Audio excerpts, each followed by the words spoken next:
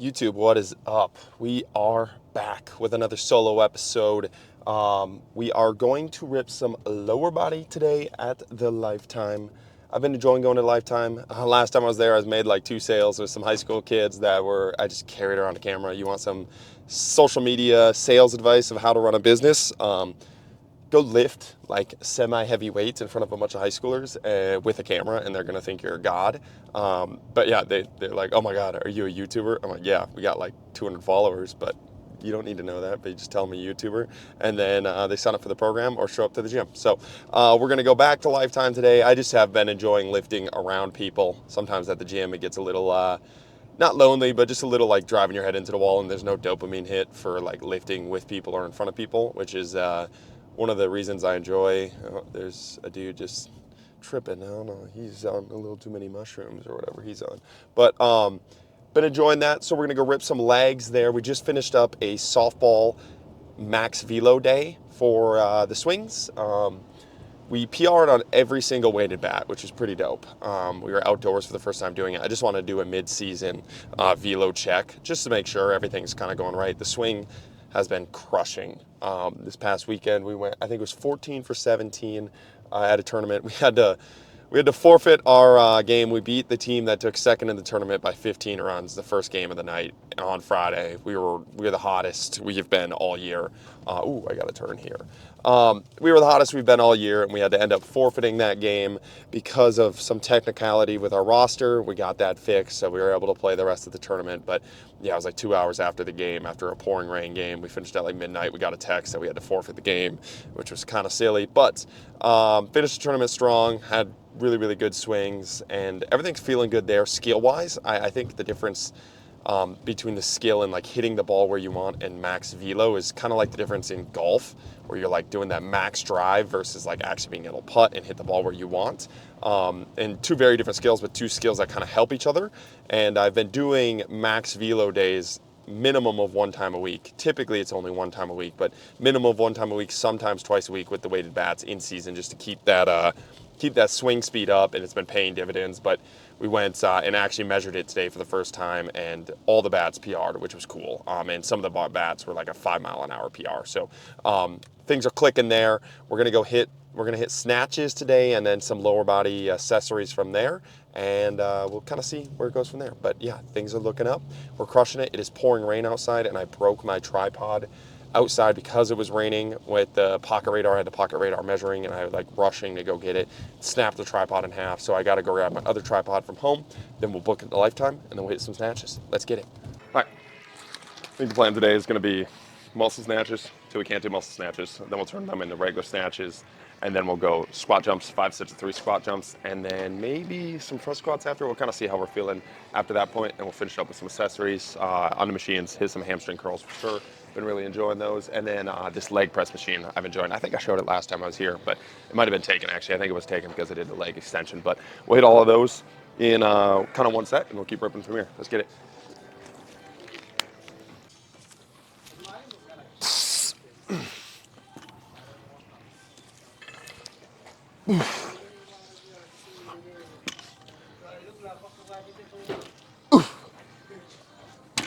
My shoes were absolutely drenched and destroyed from the rainstorm I got stuck in when I was picking up balls. So we're doing the Crocs with some inside-out wool socks that were in the back of my car, and one has a huge hole on it. So we're looking real nice and stylish here, but ain't gonna stop us. Let's rip it.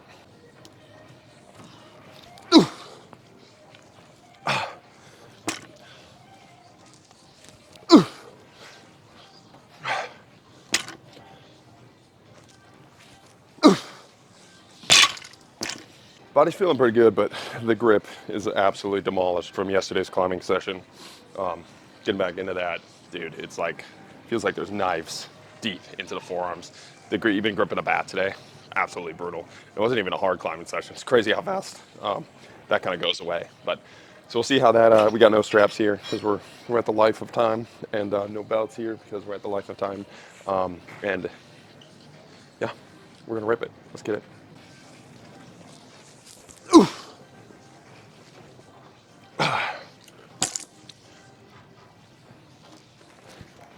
Whee!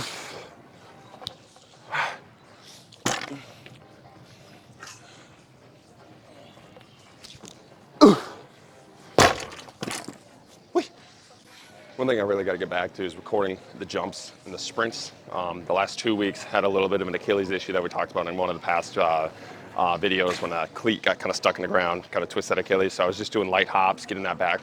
Feels great now. Never really had any issues in softball sprinting or jumping. The only thing that really bugged it was like a single foot hop. But even that's feeling pretty good right now. Ooh, we got an announcement. But anyways, we've been ripping most of the jumps and sprints outside. One thing I am going to add in more of is workhorse inspired, just track day outside.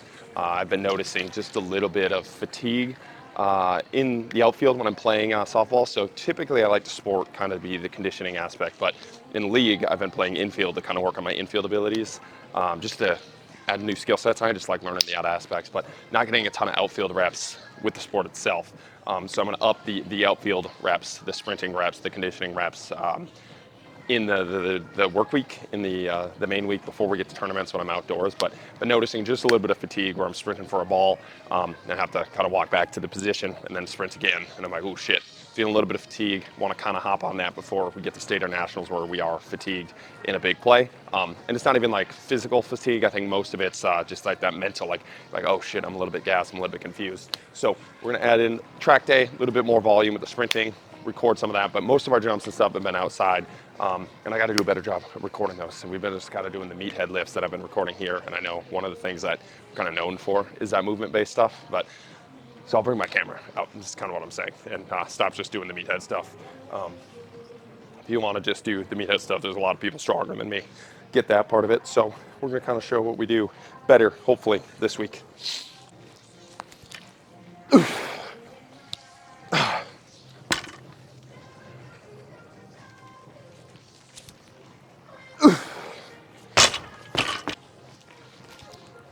Ooh. Little shoulder press there at the end. We'll keep adding weight. Feels good. Probably hit singles from now on. Let's go. Single muscle snatches until we can't. Might be one single here. This might be until we can't. We'll see. Don't know if I've really done heavier than this with the muscle snatches when I was going with Alec. It was what I was kind of beat up that day. It was like the third day snatching in a row, kind of a shit show there programming wise, but it's still fun with Alec. But I don't know if I've ever gone heavier than 155 for a straight up muscle snatch. So we'll kind of see here. Keep pressing these and turn it into real snatches after. Let's get it. Got some EDM bops going. Let's get it. Oh, that does not count.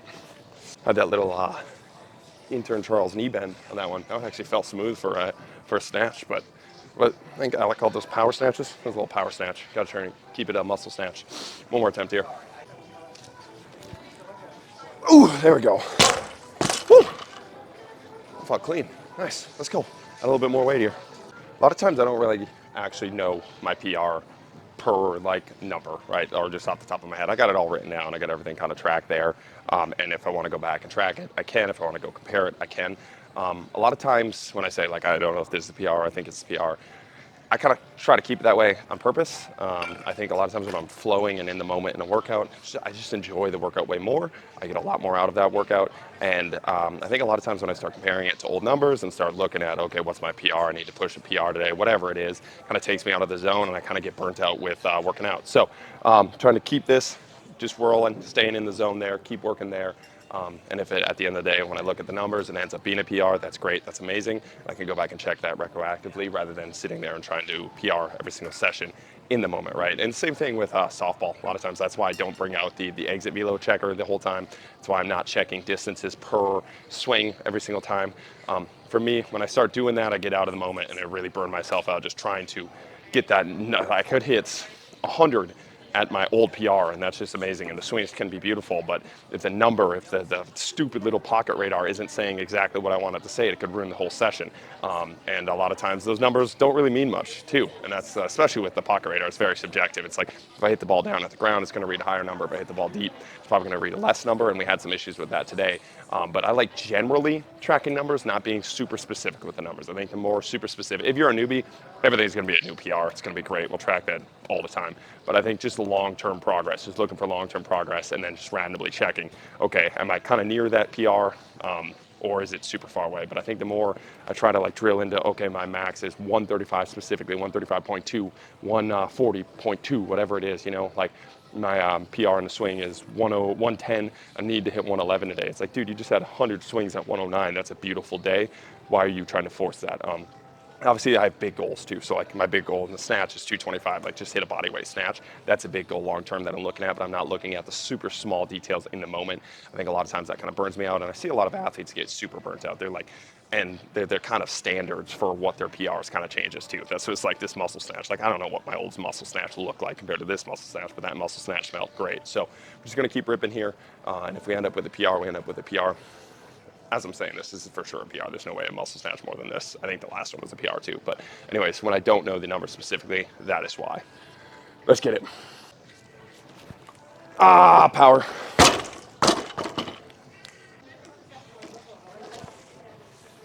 Ah.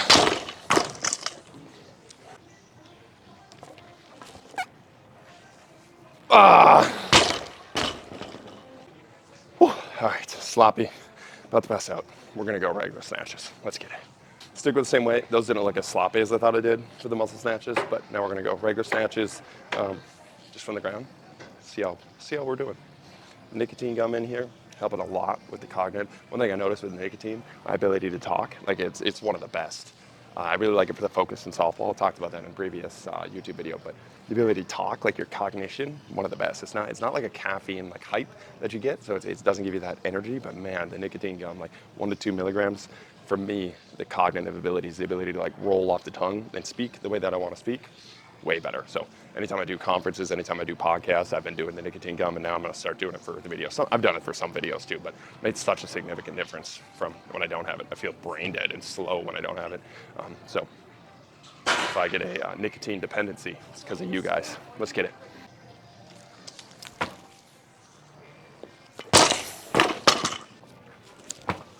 Ooh. Ooh. All right, might have sent those muscle snatches just a little bit too hard. Felt like I was going to pass out on that last set. All over the place right now. But gonna rip these. Let's get it. Singles now. Let's go. Ooh, that felt clean. Let's go.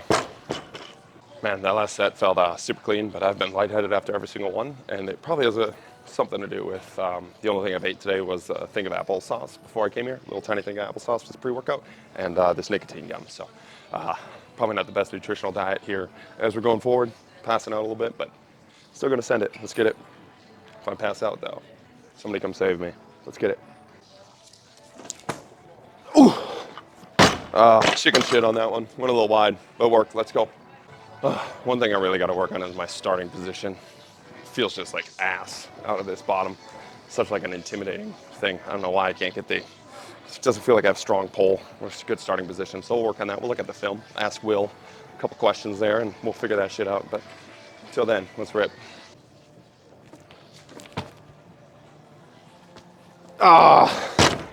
We'll redo that. That was sloppy. Ooh. Woo.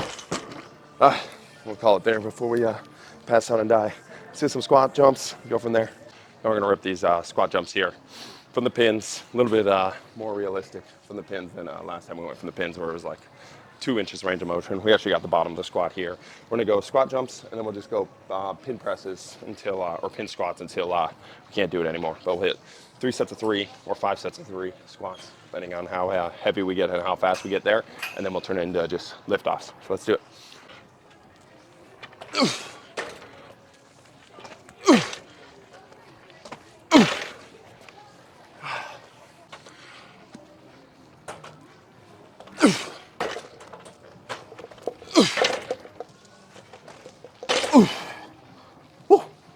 Feel good.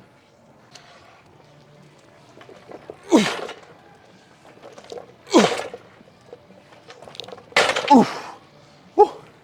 7 or 4 here. Kind of like the perfect definition of a the body self-organizing. The first rep, you kind of have to like force yourself in and get under the position. And then after the first rep, it kind of just self-organizes into a super athletic position for the next 2 reps. Next 2 ones are super easy. It's kind of like that.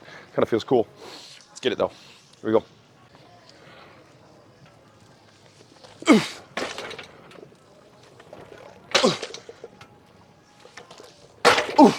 All right, 1 more of those. Let's go.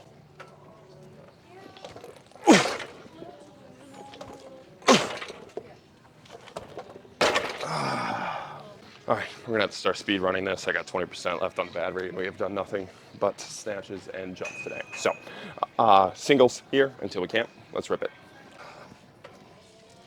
Woo!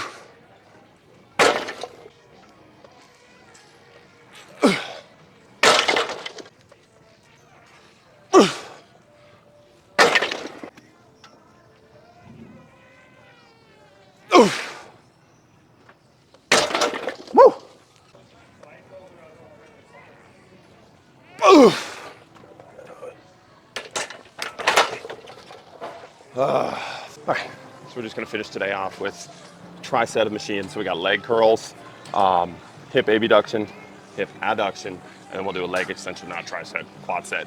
I forgot that we had the adduction machine. I missed that on the first set because somebody else was using it. So we'll do 4 machines, all back to back to back, and working some of the smaller muscles of the legs in a more meatheadish kind of way. I really like this for, especially for those smaller hip muscles like hip abduction and hip adduction. Ooh, that thing just broke. Whoops. This seated leg curl, I don't love as much as I would have thought, but here we go. Let's get it.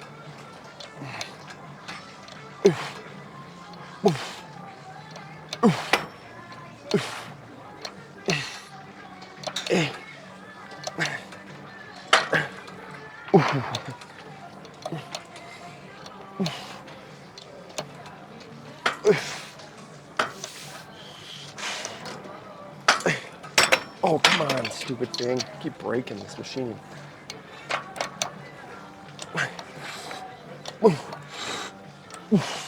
Come on.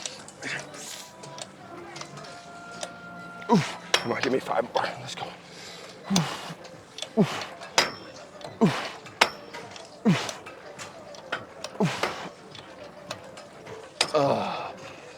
Holy shit. All right. That was the easy one of the 3 machines, so it's gonna be a fun little quad circuit here. Let's get it. Holy fuck. God damn. Then we got the split maker here. We're gonna go a little bit heavier than we did last set. Let's go 250 here. I kind of had to like shake my way into this one. Oh, I want to bring that all the way out. And we're gonna hop back in here. Oh, get that leg up in here. And then we are gonna build a groin of steel. This one is absolute money. I wish there's more squeeze so you could finish that at the end, but this, nice stretch there, man. If there was a couple machines I would have at the gym, this and the hip abduction would be one of them.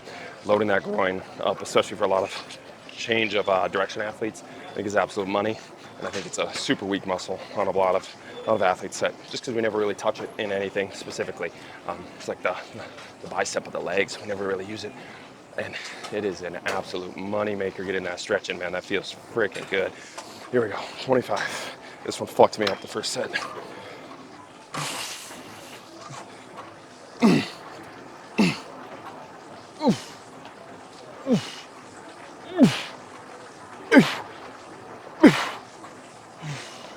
Sit in that stretch, that feels good. Come on.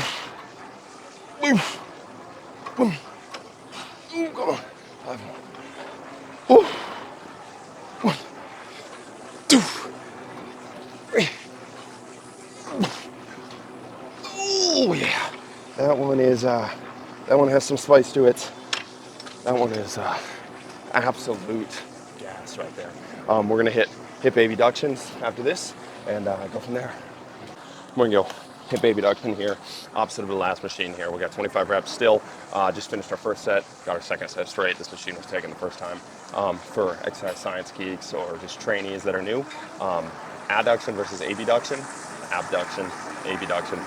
When you do adduction, it's adding the legs together, just a little hack. adding the legs together, abductions against, right? So it's pushing out for the high schoolers watching. Just a little hack for you if you want to drop that on your first gym date. Adduction, add in, knees add in, abduction, we're going out. So we got 25 reps here. Let's rip. Get that booty up.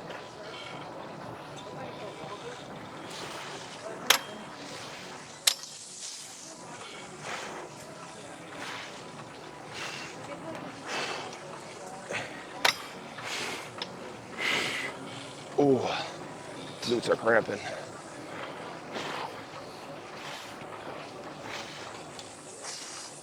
Yeah, come on.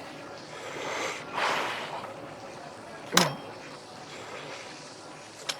Come on. We're gonna go 5 more. 1, 2, come on. Oh. Boom. All right, so we got one more leg extension machine. We'll hit downstairs, and then we're done for the day. We'll hit a little recap, get out of here. Let's do it.